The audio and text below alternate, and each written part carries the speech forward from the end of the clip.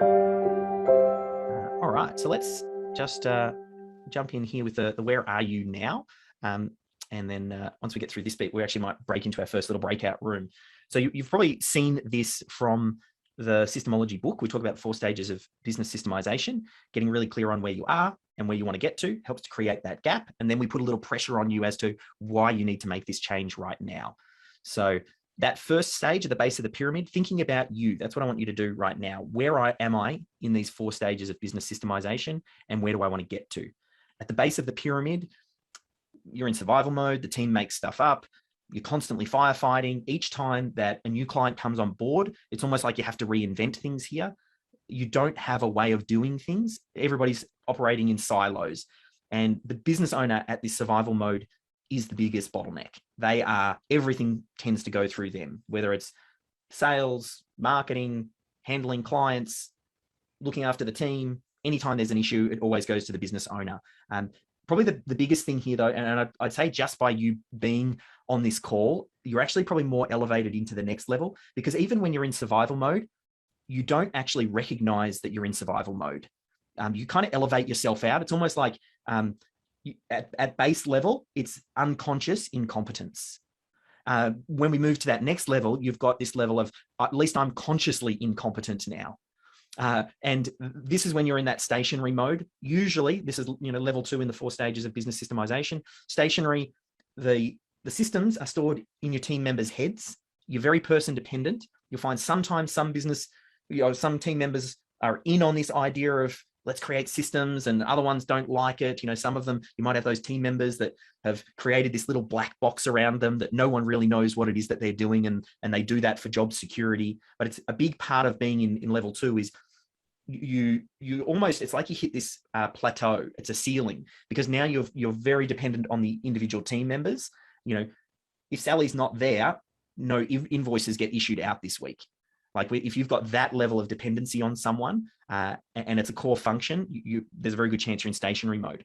The key and the secret, again, a lot of what we're talking about now, we figure out where you are, and then I'll tell you what is the secret, what is the thing you need to work on to move yourself up to that next level. If you're at stationary mode, you need to start extracting the IP. You've got to get the knowledge out of the heads of those team members. That next level up is scalable. And that's the 3rd level. That's where you start to have things partially documented. You've got a little bit of a clunky solution, but maybe you've got systems saved on Dropbox and Google Drive, and sometimes they're in people's folders on their desktops, and they're just scattered all over the place. And you might have a project management platform, and you might have a CRM, and you might have a place to store your systems. It's all a little bit clunky. And probably the biggest giveaway here is you're trying to build a systems culture, but you've got to constantly remind the team. And you're like, hey guys, we've got to follow the process, keep following the process. Do we have a system for that? Where's that system for that? Like that constant reminding is you're oftentimes in scalable mode. Now, if you find yourself in scalable, the way to move through scalable is you've got to start to organize the knowledge. You kind of then need to pool all of it into a central location. You think about what your software stack looks like, and then you make sure that it becomes easy to follow the systems. Systems have friction at the best of times. And if you add extra friction in, they're not going to do it. You're not going to do it. Like if it's too hard, it just doesn't get attended to. So if you go, oh, I'm in scalable, then you want to be focusing on really starting to organize some of that knowledge. And then the final stage when we get there is we want to reach the point of being saleable. And once we get to saleable mode, that's when you've got all of your departments documented. Your business runs a little bit more like a Swiss watch, and you've reached that point where the team says, this is how we do things here. That is the dead giveaway that you're at stage number 4. You have a way of doing things. And that's really what we need to try, and that's where we're all getting to. And I say saleable, that doesn't necessarily mean you're going to sell your business, but you've built your business as though it could be sold.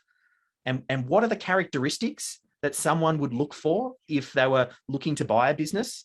They want to make sure that the business is going to work beyond the business owner and the key team members leaving. Because if you're selling the business and those key team members walk out the door and you walk out the door, what is the new potential person buying the business actually getting?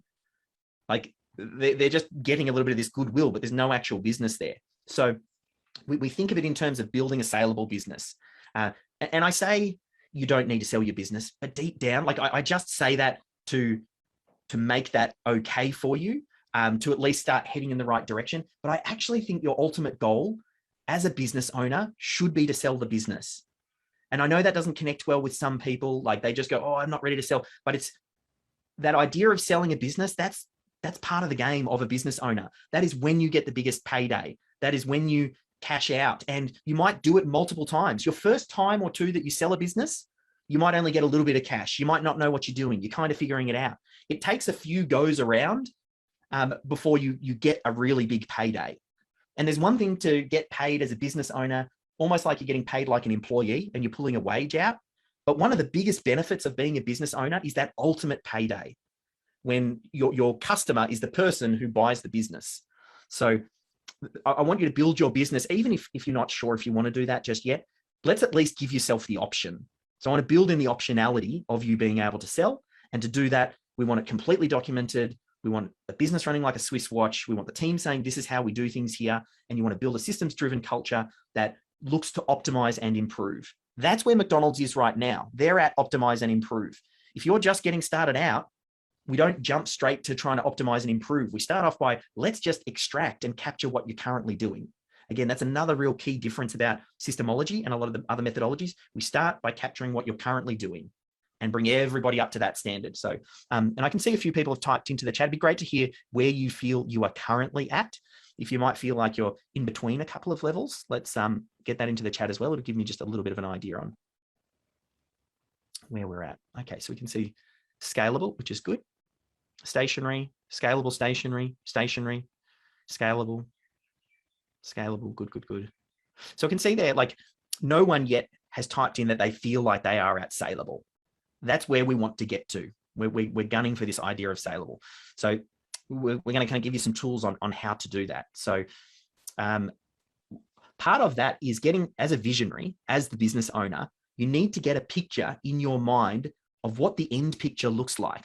Like, what is your business going to look like when you get to saleable stage? What size team are you going to have? How is it going to function? What role are you going to play? Like, start to paint those picture in your head. One of our team members early on, when he joined, and I think he might even be here, Eric challenged me to this idea of what is it that we're building? And he gave me a book called The Vivid Vision by Herold. And he got me to document what my picture was for systemology 5 years in the future. And we mapped that out, and that we use that to recruit our staff. We use that when they onboard. We put it in front of our partners. We use it in a variety of different ways so that they kind of know, what are you doing? And I think that's a really big one. Try and get clear in your head what that business is going to look like. Definitely check out that book, Vivid Vision. It's a great one to kind of get you started.